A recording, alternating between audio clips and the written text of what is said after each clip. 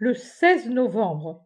J'avais l'âme affligée par beaucoup et même trop d'égoïsme qui, pour cette raison même, rend en indifférence ce qui n'était pas indifférence, lorsque j'ai entendu la chère voix me dire à plusieurs reprises: ces obstacles, ces frais, cette absence de bénédiction sur une entreprise que je ne puis bénir, puisqu'elle s'accomplit à l'encontre de la charité et d'une parole de ces derniers mois que l'on feint d'oublier, était déjà mentionnée dans la dictée du 11 octobre.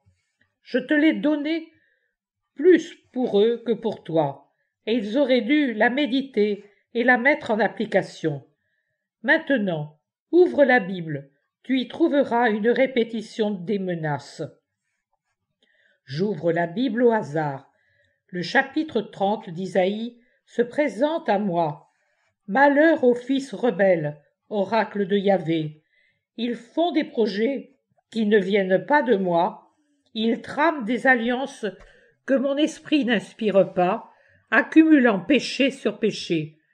Ils partent pour descendre en Égypte sans m'avoir consulté.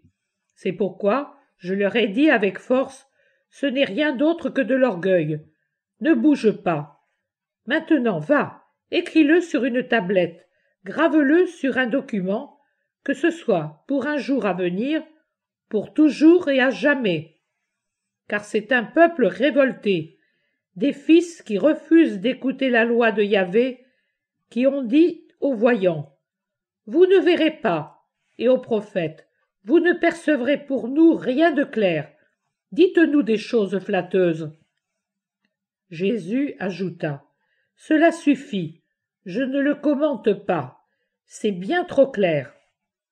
Je lui demande: et il n'y a rien pour moi? Alors lui: ouvre plus loin. J'ouvre, c'est encore Isaïe, au chapitre 62, 11-12. Voici que vient ton Sauveur, voici avec lui sa récompense et devant lui son salaire. Quant à toi, on t'appellera recherché, ville non délaissée. J'embrasse avec un sourire sa douce main et j'ajoute: et ensuite, il n'y a rien pour les autres?